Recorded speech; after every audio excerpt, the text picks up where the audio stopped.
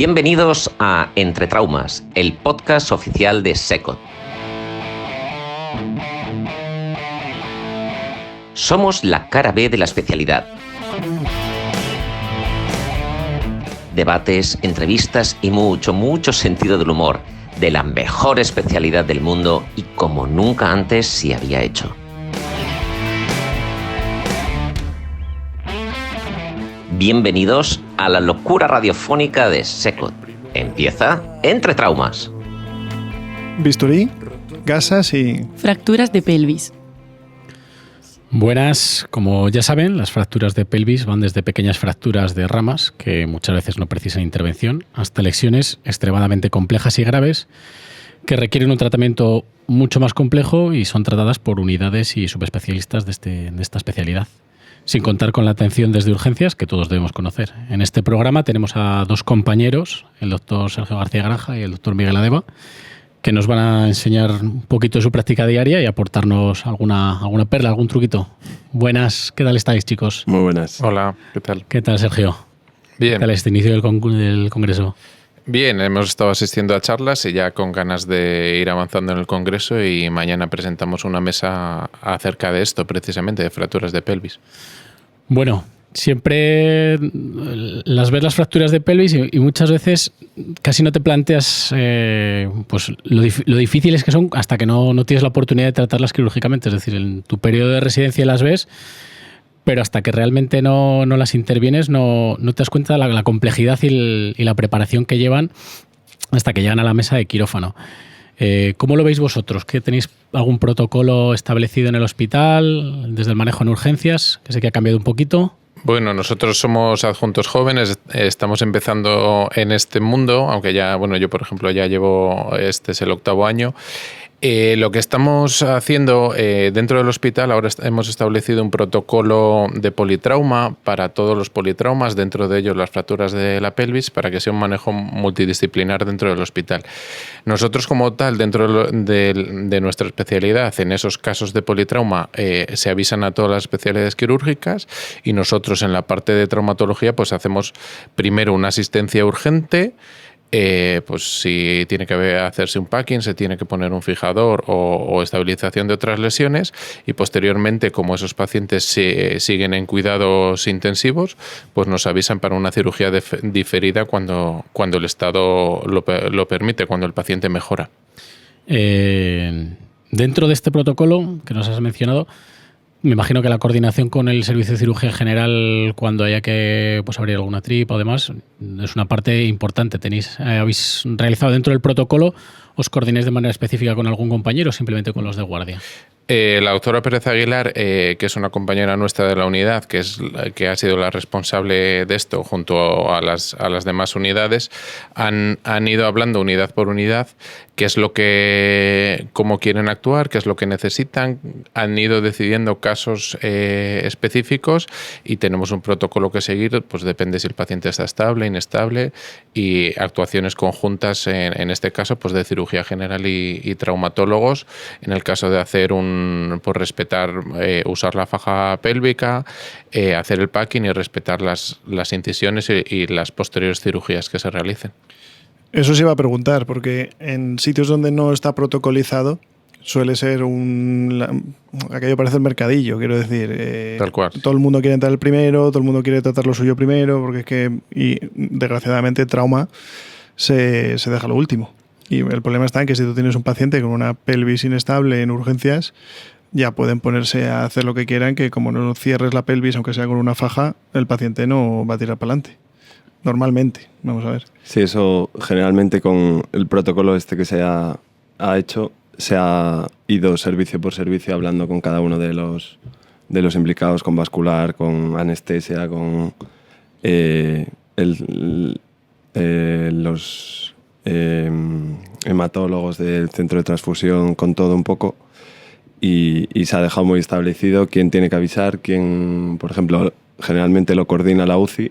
Son los encargados principales. Son los directores, ¿no? Eso es. De hecho, el código lo activa la UCI y son ellos los que llega un preaviso al resto de especialistas, pero eso, sí que nuestro hospital tienen bastante facilidad y nosotros tenemos bastante disponibilidad, de que somos de los primeros que solemos llegar. Y Hombre, el trauma suele llegar el primero a todo, porque te suelen llamar para todo. la disponibilidad de la llamada es bastante más fácil que otras especialidades. Y eso está como muy protocolizado. Por ejemplo, en el caso de que hubiera que hacer un packing, es encargado siempre con el cirujano general al lado. Si hay que hacer el packing, tener la faja pélvica puesta, y si una vez que se hace, ponerle luego el fijador. Está como todas las posibles opciones que se pueden desarrollar están. O sea, que no suele haber problema a la hora de pedirle asistencia a un compañero para entrar a quirófano de otra especialidad. No, es decir, no, está en establecido principio, así. los casos que ha habido no ha habido así. Se trata de ordenarlo un poco todo, lo que tú decías antes, que pues como un mercadillo. Pues se ha hablado de lo que hay que hacer, cada uno ha dado su punto de vista y luego llegar a un nexo común para que funcione. Siempre va a haber problemas para pedir ayuda a otras especialidades. Eso es. En el caso lo que se quería dar es, en el caso del politrauma, por la mayor gravedad del paciente, pues tenerlo claro y que no haya ningún problema y que vayamos pues todos a una y que se facilite. Problemas va a haber, pues que si este paciente con una fractura abierta, que si es vascular, que si no sé qué, eso es como en todos los hospitales, eso es lo que decías antes, al final el trauma llega antes y siempre solemos ser los más pringados, por así decirlo, pero bueno. Con esto, en este caso específico, fracturas de pelvis o politraumatizados, lo que se quiere es que esté todo más ordenado y no haya problemas, para que mejore la calidad de la asistencia al final.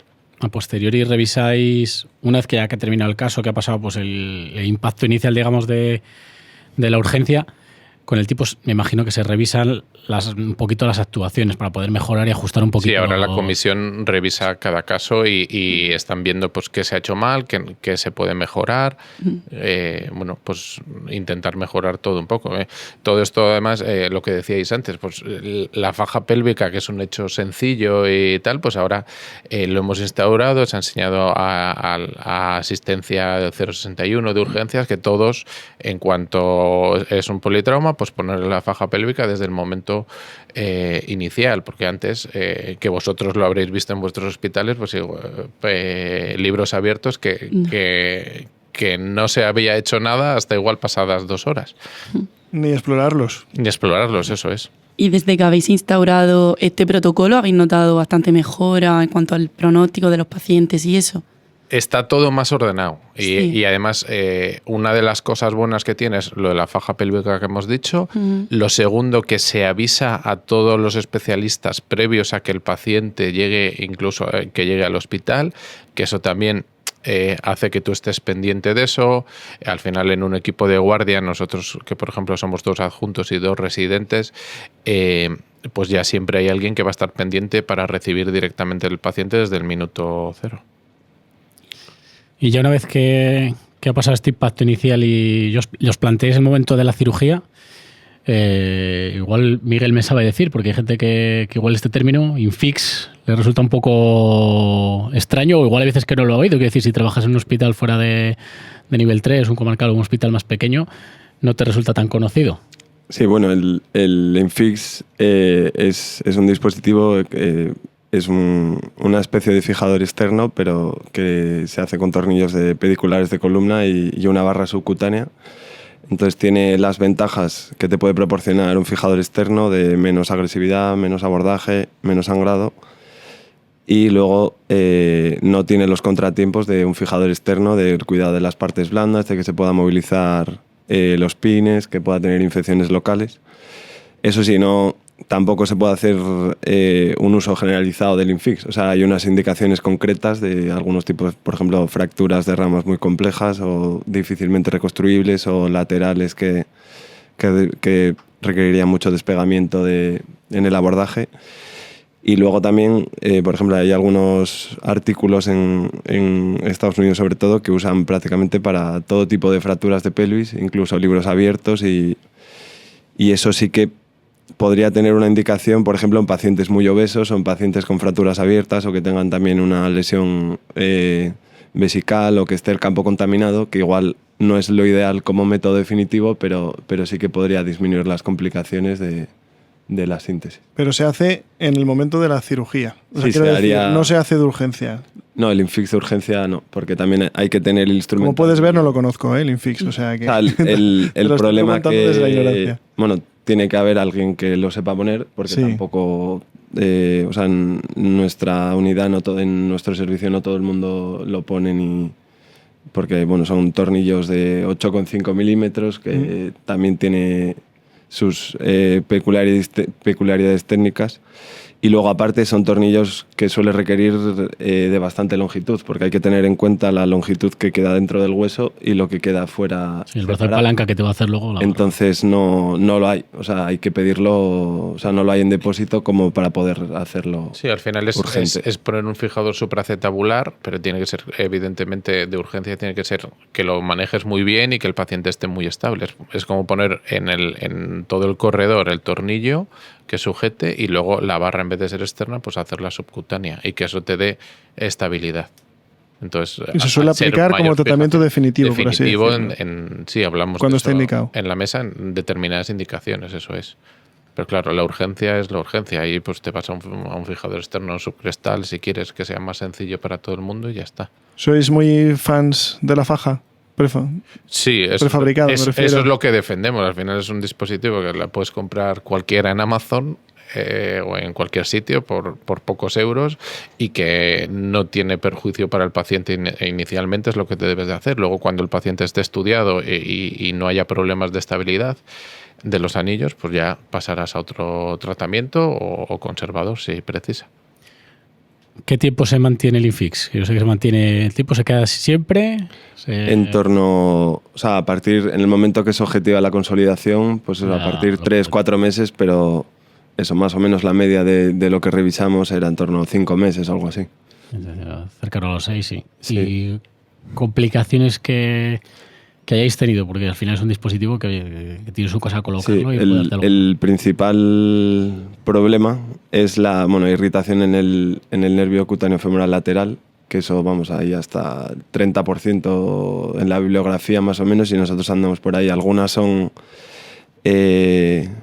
parestesias o disestesias que una vez que se retira se resuelven, porque a veces es por irritación local de la barra lateral que comprime un poco, o algunas molestias locales, pero sí que hay pacientes que bueno, se quejan un poco al retirarlo de disestesias, pero claro, hay que tener en cuenta que puede ser una complicación menor en teniendo una fractura de pelvis, algo que Sí, es muy grave, pues que eso. Y luego también un poco hay que tener en cuenta la correcta indicación, porque sí que hay algunos casos que si se sobreindica o por ejemplo, lesiones infisarias puras, está demostrado que es mejor la placa o una reducción abierta.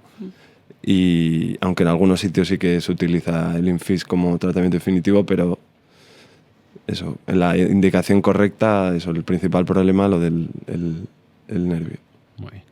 Y ¿qué más os iba a decir? El tiempo que pasa desde que desde que entra el paciente hasta la cirugía definitiva, si tienes más fracturas asociadas de acetábulo y demás, ¿soléis tener buenas ventanas? Es decir, ¿la UCI os ayuda en esto o hay que pegarse mucho con ellos para que os dejen volver a meter al paciente? O al revés, está todo el día diciendo que O la ansia de querer y hay que operarlo. Pegarse siempre hay que pegarse en todos los días, pero bueno, al final, pues bueno, depende de los hospitales. La UCI muchas veces quiere quitarse el paciente de encima en cuanto esté medianamente bien, que eso nos pasa. Bueno, nosotros sí que el estándar, si podemos, es en torno a los 7 días poderles operar, pero claro, depende mucho de qué paciente es, toda la patología asociada que tiene, pues luego pacientes con problemas respiratorios de traumatismo torácico, pues siempre al final luego, por una cosa o por otra, se suelen atrasar. Cuando a nosotros, bueno, pues la trauma en general, si tú las fracturas las puedes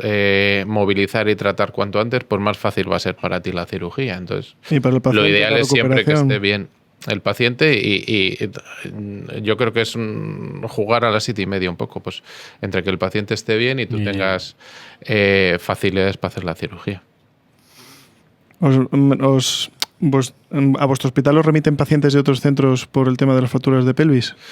Bueno, el hospital nuestro, bueno, Alex es compañero nuestro también en otro hospital, principalmente en casos de politraumas que son agudos, pues recoge lo que sucede en vuestro área. En nuestro área. Eso es, sí, tenemos en torno, que lo hemos revisado para la charla, desde el 2018 hemos tenido como 53 pacientes, por lo cual, puros de fractura de pelvis intervenida. Vale. ¿Qué va a decir que sean politraumas o no, solo de los intervenidos, que es lo que hemos revisado. Al final, pues pues son bastantes, ¿eh? Sí, bueno, para el área que es Santander, vamos, Cantabria en general, que es un área de 500.000 o algo así, hay bastante patología. No cuentas con el área de Picos de Europa, que da bastante, pues... Claro, hay mucho incluso turismo. De zona limítrofe con Asturias, que cae de nuestro lado, entonces... Eso es un volumen importante, yo creo. ¿Y lleváis algún tipo de protocolo posoperatorio para estos pacientes? ¿Algún tipo de, pues tienen que estar tanto tiempo en descarga? Dependerá del patrón de fractura, pero cuando es una pelvis inestable, una cirugía que a lo mejor tienes que hacer un doble abordaje y demás, en ese tipo de fracturas, ¿cómo lo hacéis con ellos? Sí, o sea, depende un poco del tipo de fractura y de la síntesis, pero y si son lesiones, por ejemplo, a nivel posterior que afecte a nivel bilateral o... Si son la peor fractura, ¿qué te puedes imaginar? ¿Qué le haces del posoperatorio? Bueno, esas se suelen dejar de descarga 6, 8 semanas, unas algo 8 así. semanas normalmente. ¿Descarga? ¿Se pueden sentar o no? No, sentado. No, hablamos de bipedestación, ¿vale? Nosotros les operamos para sentarles. En cuanto, bueno, pues los primeros días del posoperatorio no, pero la idea es al tercer, cuarto día que estén sentados. Cuando estabilicen un poquito... Eso es, de hecho, ha habido pacientes que incluso se pueden manejar conservadoramente y los hemos reconvertido a indicación quirúrgica por o bien que el dolor no se controla lo suficiente o bien para facilitar el manejo conservador y que se puedan sentar.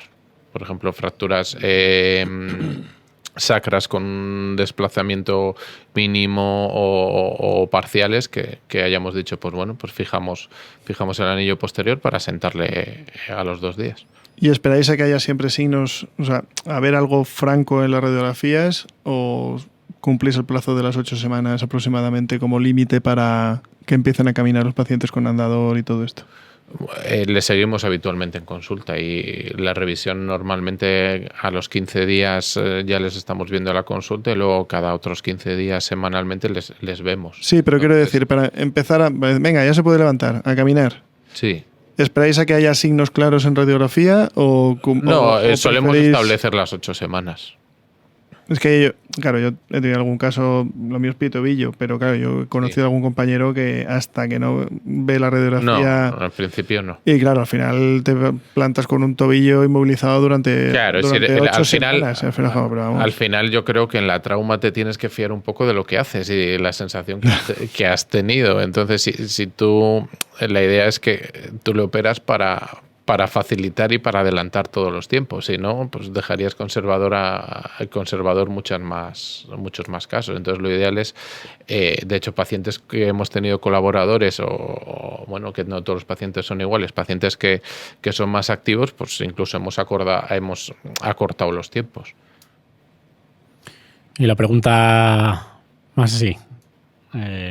Paqui, nos ha tocado, porque esto es algo que siempre se habla en los cursos y yo quitando 3 o 4 personas, que es el que da la charla gorda y siempre tienes como el morbo de preguntarle porque lo ves en los vídeos tal, pero a mí no me ha tocado personalmente durante mi residencia y durante la Juntilla tampoco. ¿A vosotros? No, yo a mí no. Salvo Miguel, ¿has tenido suerte? Yo me he rozado, pero bueno, no he tenido la suerte, bueno, la desgracia. Bueno, la desgracia, hay que decir, pero bueno, que es un procedimiento que siempre se habla de asustar. Hombre, yo digo a veces la frase de que muchas veces solo puedes ganar, ¿no? Te quiero decir, al final también tienes que saber dónde te mueves. En el contexto, ¿no?, del paciente. Claro, eso es.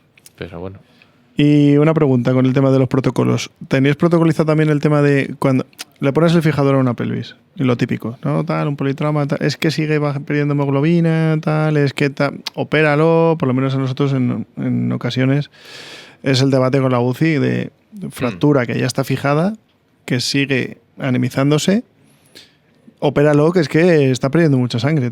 Pero ahí el protocolo vuestro, que es lo que, si se puede resumir de alguna forma concreta. Eso es lo que decíamos antes. Nosotros siempre peleamos para decir que lo vascular si es exactamente de lo nuestro o no. Entonces siempre insistimos muchas veces en confirmaciones de imagen, porque muchas veces no es el problema.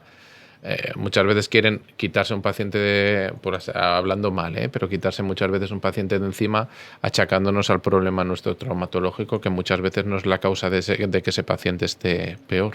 O sea, que habría que normalmente ampliar pruebas de imagen, sí, alguna nosotros intentamos, o algún TAC con contraste. ¿no? Esto es como todo en la vida. Dices que sí, pero no. O sea, intentas revolverte un poco para ver si es exactamente esa la causa del empeoramiento del paciente. Pues estamos terminando porque desgraciadamente nos quedamos sin tiempo. ¿Algún mensaje más que querés decir o alguna cosa de síntesis? Bueno, yo un poco lo que creo que es así más importante y que le puede afectar a cualquier persona en cualquier hospital o en cualquier medio que trabaje es la importancia de la cincha pélvica, de que está muy demostrada y habría que pensar con ella como un collarín cervical que nadie piensa ni duda en ponerlo, que si se consigue que eso se haga, yo creo que es lo que más puede salvar vidas y sobre todo por nuestra parte es lo que más puede facilitar el paciente y la supervivencia del paciente. Bueno, pues muy bien, recordad, usad faja. Recordad, somos Traumas, este es vuestro podcast y nos escuchamos en el siguiente episodio.